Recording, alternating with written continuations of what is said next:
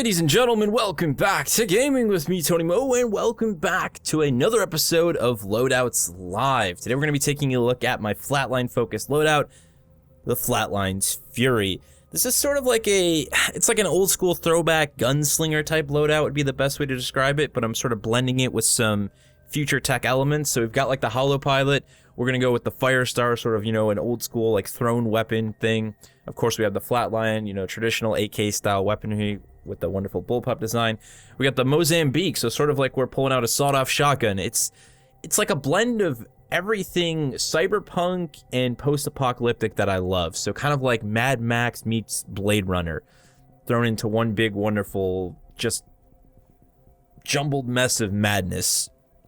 As for our Titan, we're going to be running Ronin. Play Ronin however you want. The same thing goes for, you know, the rest of the pilot kits. I'm going to be running the threat scope on this Flatline because it's something that I want to experiment with, and I haven't actually used the Mozambique at all on Xbox, so it's going to be my first time jumping back into this thing in a long while. I felt it would be fun to do a loadout without going really crazy on the warm-up with it. So this is really the first time that I'm actually playing with this loadout as it is actively compiled. So let's go ahead and get right into things. I think we're just going to go ahead and run some bounty hunt with this, some Wild West cyberpunk madness, and see how things go.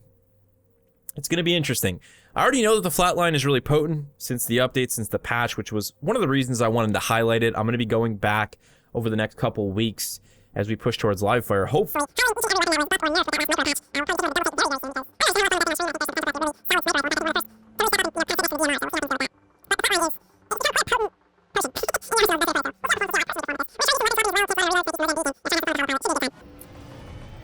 Hopefully, I can pull through and be rather victorious. Boost. What should we run for the boost, man? I think, just go with whatever you want on boost on this. I think I'm probably gonna run Radar Jammer. Again, kind of keep with the cyberpunk vibe, I guess, blended in with this.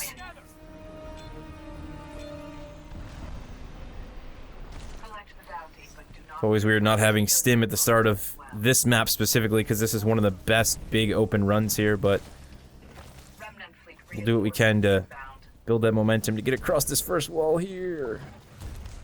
See if we can't get a nice flank on these guys.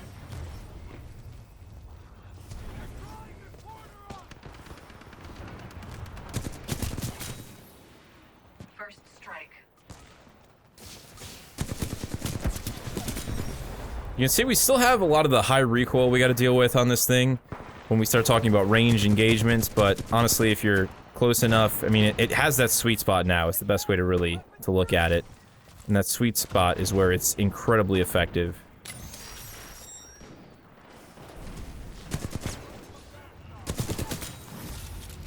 We're just gonna keep kind of rolling back here because they're really not aware of our positioning still.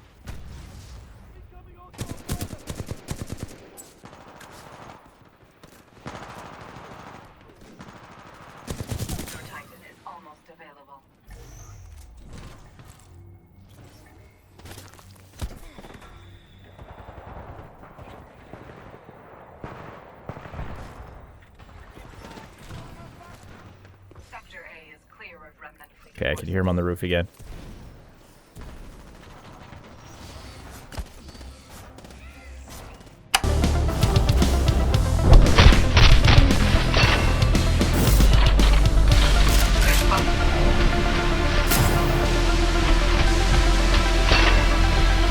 There we go. You guys can see this thing just at work now. It is absolutely insane.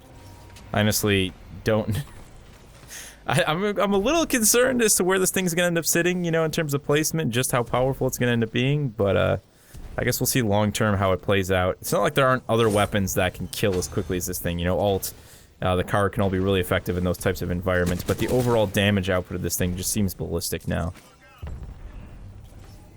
Titan ready. Call it any time, pilot. We've just got some really heavy hitters there. Let's go ahead and drop in his Ronin, though. We're going to get first to fall, and we'll just start to kind of clean up and harvest the rest of these points here. We got a strong lead there. We definitely had a lot of big harass back at that first point, so things are going well for our team. You know, that was a nice, good start for us.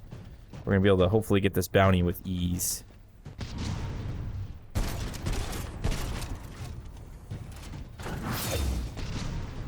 Hopefully one of our friendlies can pick up that guy as he exits.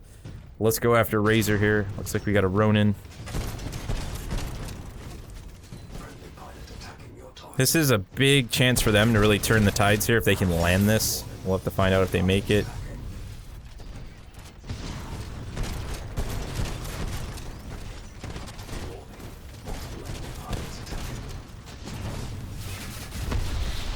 And that is why you hold block, ladies and gentlemen, when phase shifting, because sometimes you don't phase shift as far as you thought you were going to phase shift, and you go ahead and you dump your Ronin, as well as all of the credits that you had just earned. That's alright. We'll get back to doing some pilot harvesting.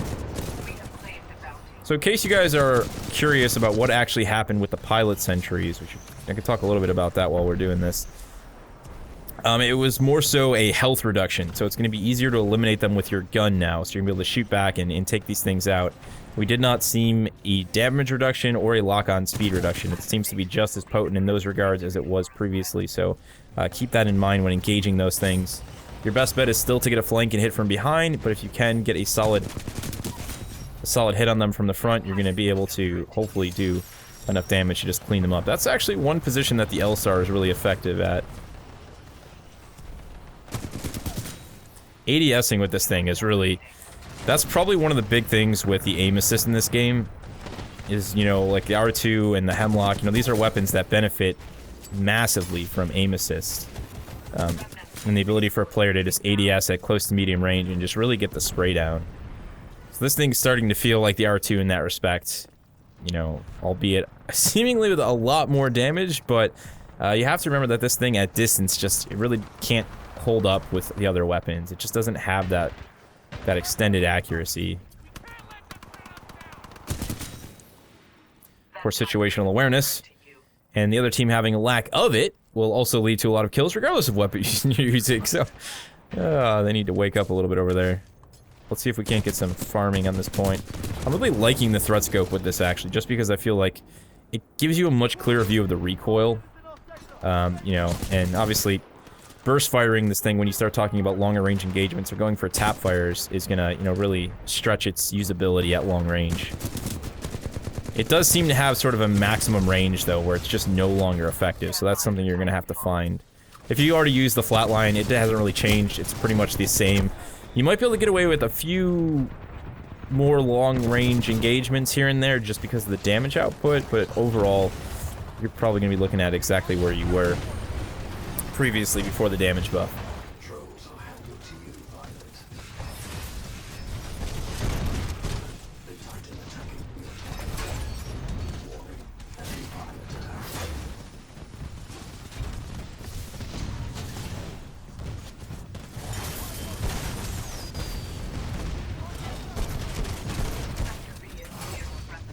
Get the execution on that Auto Titan. And get back to clearing up this area. I think they still have pilots. Okay, that might have been the guy dead right there. Sector A is clear of Remnant fleet forces.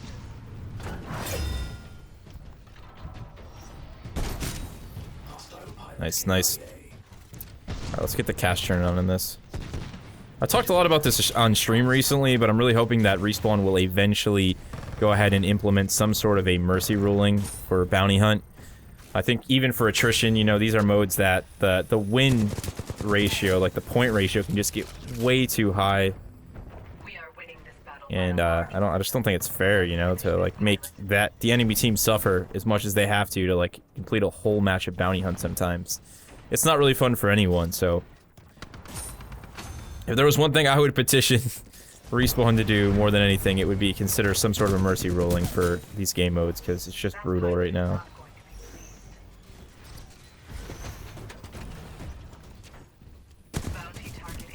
I gotta say, I don't know, man.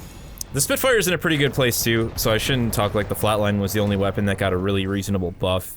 It's just, it's so, like, pull the trigger and shoot now, you know? And you're gonna get your kills as long as you can shoot straight. And as long as you can compensate for that recoil and recognize, again, the range output of this weapon, you'll be good to go. Overall, I'm pretty happy with the patch. The Spitfire was a nice buff. The L-Star is still just as complicated as ever, so don't expect it to be God mode all of a sudden just because of that damage buff. But it's in a much better position than it was. It makes it a lot more fun to use, a little bit less frustrating. Let's get up here. See if we can't finish cleaning this up. We lost a lot of cash. I mean, I had some big turn-ins there and kind of threw them away, but that's alright. We got a nice solid lead here. Didn't end up being a highly competitive match, unfortunately, but can't have them all like that, I guess. I also realize I have not used the Mozambique at all, so I do apologize, guys. Let's see if we can get a few kills in here and there with this thing towards the end.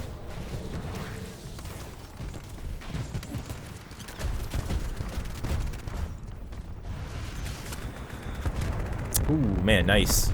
Making use of that hover. That was a solid move there to drop us with the devotion. So used to having stim as, like, you know, my escape tool, my survival tool, that I'm looking to pop it, and then I remember, oh, yeah, no, Tony, you don't got that. They got a big cash bonus they're sitting on right now. This could be one of those matches where the other team makes a really great last-minute comeback, and I would love to see that happen. Close matches are the best types of matches.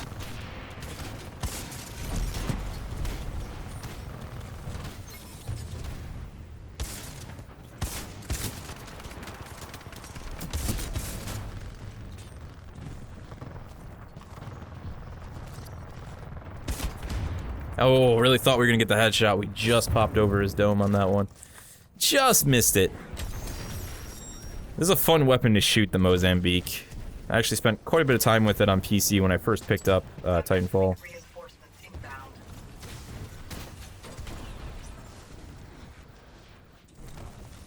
Fortunately, we're completely without anti-Titan weapon at this point, so we're really up to our team to clean out the Titans here, of which they have many, and we have few.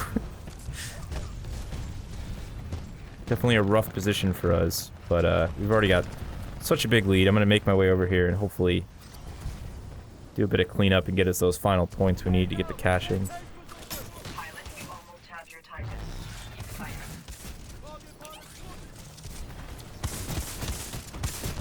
Couple of bits of damage on this and we should be able to get our Titan in.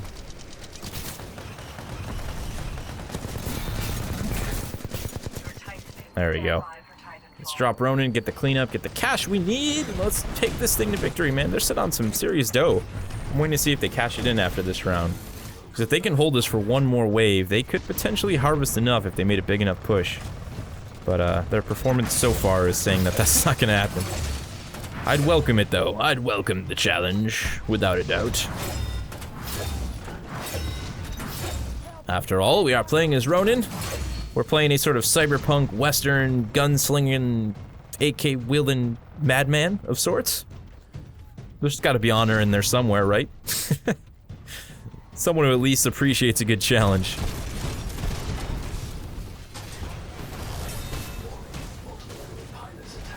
We're going to at least get the execution on this guy, that's all I gotta say. Or he's gonna go for the eject there.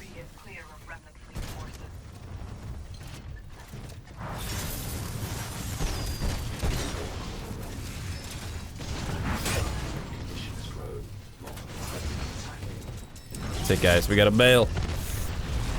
It was a worthwhile endeavor.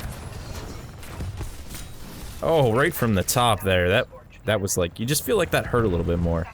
Raining down like that directly with the Mozambique. Let's see if we can get the cash in over here. This is gonna be a feisty zone for sure. I already see multiple pilots in the AO. Shooting at my own holo pilot. Pro level strats right there, guys. And we have got one guy cloaked to our right. Just spotted him at the end there. Unfortunately, he's going to get that bonus from us. But we still got a pretty big lead here. It's just about our team making the turn in now.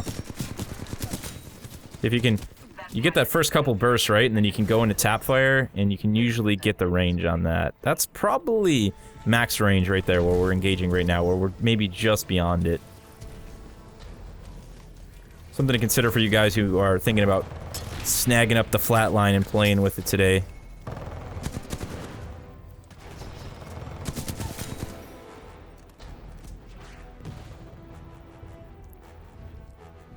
Well, there we have it, guys. Solid win. I like this loadout. This was a little bit of what I streamed with, basically. We were running the Wingman and the P2 on and off. I didn't really spend too much time with the Mozambique, but this was one of the loadouts I streamed a lot today. Had a lot of fun with it. You know, holo pilots, it's a good laugh. You know, especially when you catch yourself engaging your own holo pilot for some odd reason. I don't know, there's something about the glow, regardless of the color, that makes me instantly say to myself, oh, that's a bad guy. But it's obviously not.